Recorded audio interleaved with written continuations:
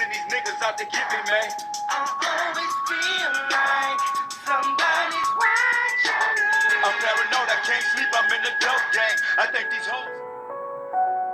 If you've ever seen The Truman Show, you can see how it's a lot like waking up. Waking up to this fake reality that we find ourselves living in. News stories are completely fabricated and are crafted to instill fear into the population and divide the people along with religion and politics. The education system is a brainwashing machine in place to teach slaves how to function with a shitty job in a society that's crumbling by design. The allopathic medical system harms people instead of healing them or teaching them how to heal. The food isn't real. The drinks aren't real. The movie, music, fashion, and adult film industries are all highly responsible for fueling this toxic environment that's constantly degrading around us. When one begins to see all this and awaken from a lifetime of deception, it's very much reminiscent of the character Truman of The Truman Show. Before The Matrix, there was The Truman Show. Whoa! A 1998 film starring Jim Carrey, or JC, as Truman Burbank, the unwitting superstar of the world's most popular television program that runs 24 hours a day, 7 days a week. It's called Hanging with Mr. Burbank. Okay, yeah, you got me. It's called The Truman Show. For nearly 30 years, Truman is completely unaware of the fact that his life is being broadcast live every minute of every day, with roughly 5,000 hidden cameras within the set. The set is a giant domed structure in Burbank, California, which is where Truman gets his last name. Inside the dome, there is an entire mock-up island town called Sea Haven. Truman was adopted by a corporation as a baby in order to televise his life and make the show possible. To help keep Truman from learning the truth, they kill off the character that plays his father in a boating accident while Truman is just a young boy. This makes him terrified of the water. Besides that, other fear-based propaganda is posted throughout the set, like this poster at the fake airline that says, "It could happen to you," and displays an airplane being struck by lightning. And another that reads, "Travelers beware. Have you bought enough travel insurance to protect against terrorists, disease, wild animals, street gangs?" In fact, all the press within the domed set works to keep Truman complacent. There is a scene where Truman is making a phone call to try and track down a woman that he believes moved to Fiji. Right when he does this, a co-worker pops up and reveals a fresh newspaper where the headline reads, "The best place on Earth, Sea Haven, voted planet's top town," just before flashing a Masonic hand gesture.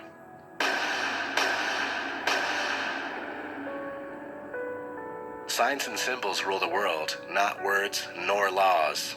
A quote often attributed to Confucius, but whether he said it or not, it's absolutely true.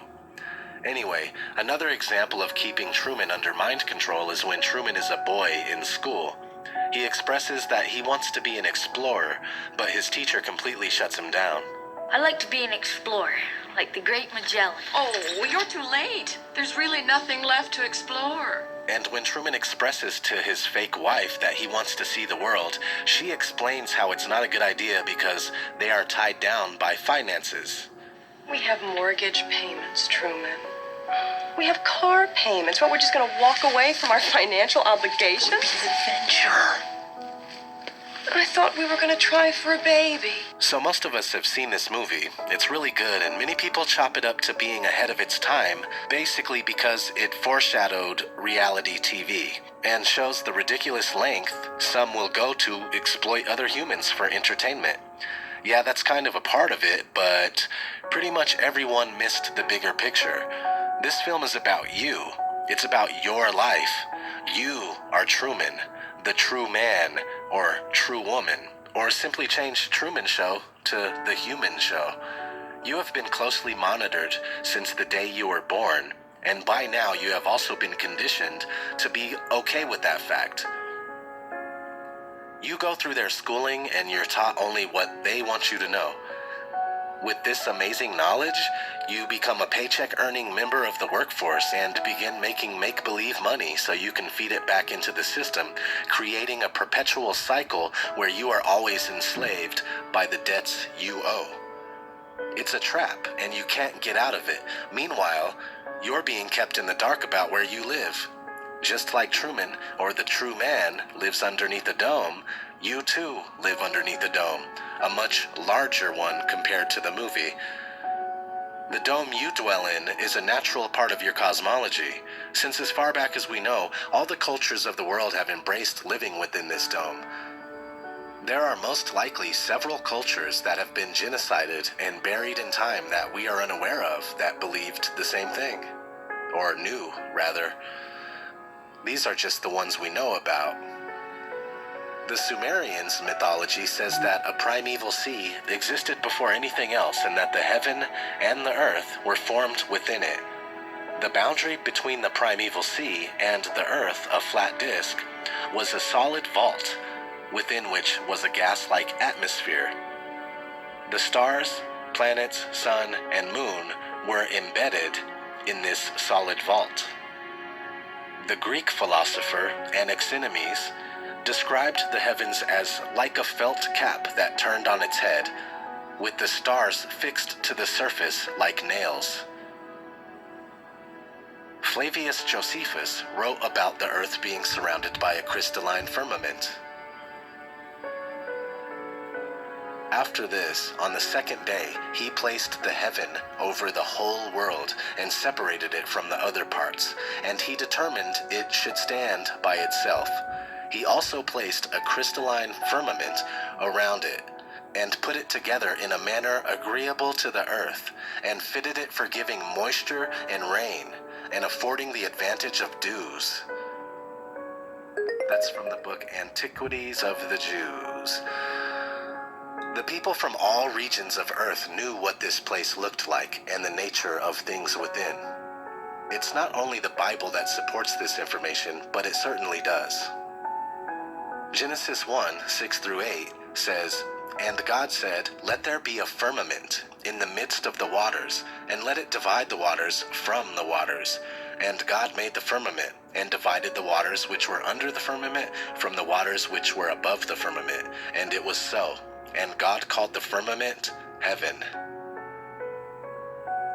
Job 37:18 says, "Can you, with him, spread out the skies, strong as a molten mirror?"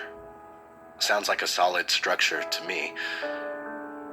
Amos 9:6, "The one who builds his upper chambers in the heavens and has founded his vaulted dome over the earth, he who calls for the waters of the sea and pours them out on the face of the earth, the Lord is his name, and has founded his vaulted dome over the earth."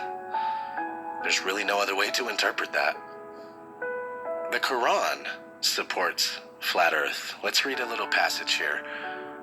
"Who made the earth for you a carpet, and the sky a structure, and sent down from the sky water, then brought forth thereby some fruits as provision for you. So make not equals to God, and you know." 2:22 from the Quran. And on with the ancient writings and texts that you can still find. There have been things that have been deleted and erased from history. Everything up until the 1500s when the Jesuits began pushing heliocentrism. This isn't just some primitive idiocy where the ancients were too stupid to figure out that the earth was a spinning ball. They had it down packed, and it was the truth then, and it's the truth now. It's the reason why NASA had to pretend like they lost the technology to supposedly go back to the moon. I'd go to the moon in a nanosecond. The problem is we don't have the technology to do that anymore. We used to, but we destroyed that technology, and it's a painful process to build it back again. And why they always say that they can't leave low Earth orbit. Right now, we only can fly in Earth orbit. That's the farthest that we can go. The kinds of technologies that we're testing out on space station are definitely helping us with our goals of going beyond low Earth orbit. It's the reason that scientist Michio Kaku says things like this. Usually in science, if we're off by a factor of 2 or a factor of 10, we call that horrible. We say something's wrong with the theory. We're off by a factor of 10. However, in cosmology, we're off by a factor of 10 to the 120. That is 1 with 120 zeros after it. This is the largest mismatch between theory and experiment in the history of science. Back to the domed set of the Goyam show, the Truman Show. One day, Truman is walking outside to go to work, and a stage light that serves as a fake star falls from the mini-dome that he lives in. The light is labeled Sirius 9 Canis Major. Sirius is a real star. It's a binary star, known as the dog star and the brightest star in the night sky. This was a very important luminary to the ancients, and to this day remains a very significant, if not the most significant star to Freemasonry and the occult in general. In a book called Morals and Dogma, 33rd degree Freemason Albert Pike wrote, "The blazing star in our lodges, we have already said, represents Sirius.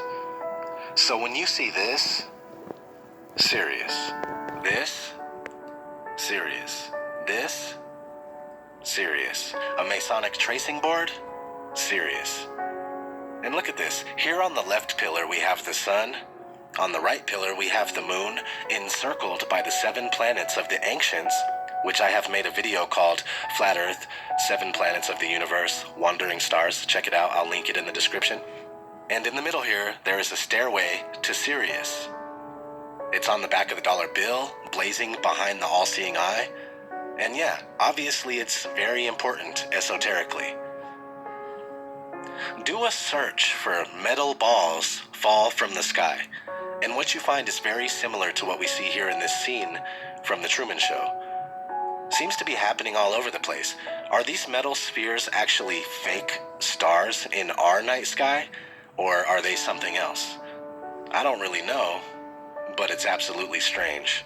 The sky is falling! The sky is falling!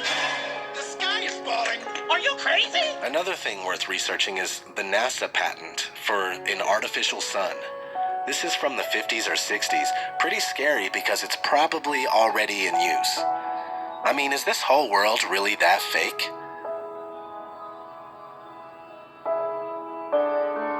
It reminds me of that scene from The Hitchhiker's Guide to the Galaxy where Arthur and Slarta Bartfast are riding the lift and seeing how planets are created. Of course, I feel it necessary to mention that Earth is not a planet, because planets are actually a particular kind of star. But this movie holds the same deception that we are taught in schools, of course. The idea here is that what if everything is artificially made? Here's a guy painting the rocks.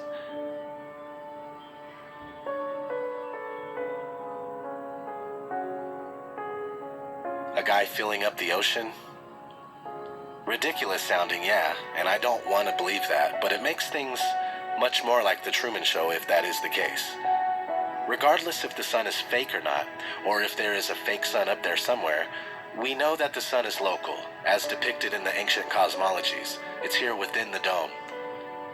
You can trace the rays of the sun to its source to see that it's close.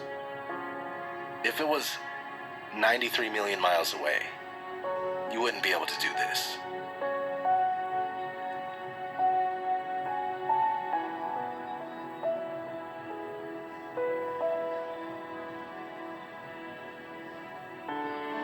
And the moon is at a similar distance. Okay, it's not 238,000 miles away. 5 years ago, I would have thought someone that is saying these things that I am saying now would belong in an insane asylum. After years of research, it's become painfully obvious that this is all too real.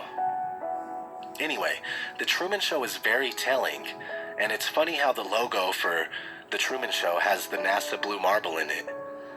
Gives away the fact that the false spinning globe model is merely a prison for your mind. There's a deleted scene from the Truman Show that is of great interest for Flat Earth, and I'll roll it right now.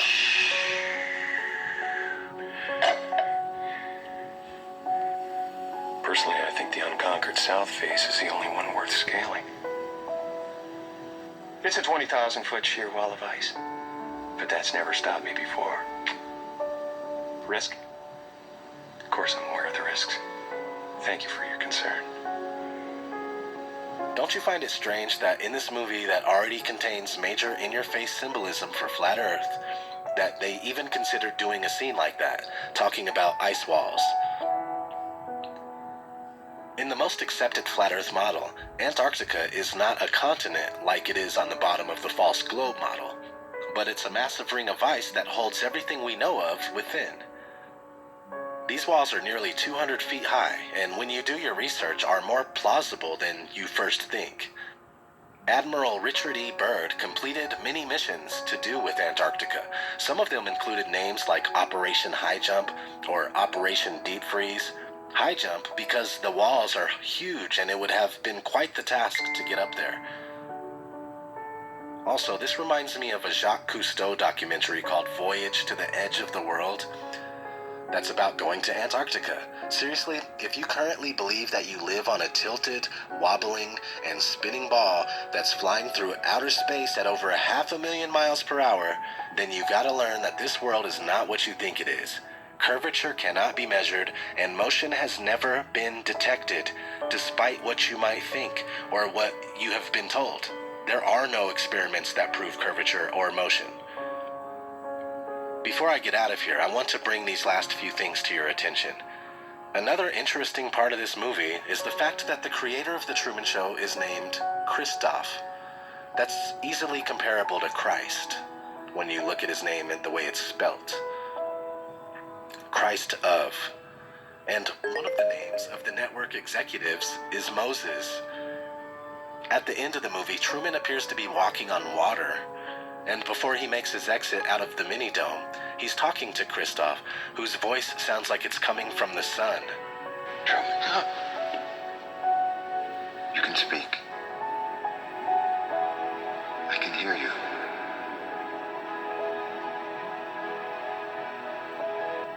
Then Truman puts his body in the shape of a cross, and finally leaves. Heavily encoded film, extremely symbolic to the point where it's just mind-blowing. Like I said at the beginning of this video, you are the true man, and you really are living in a much larger version of The Truman Show.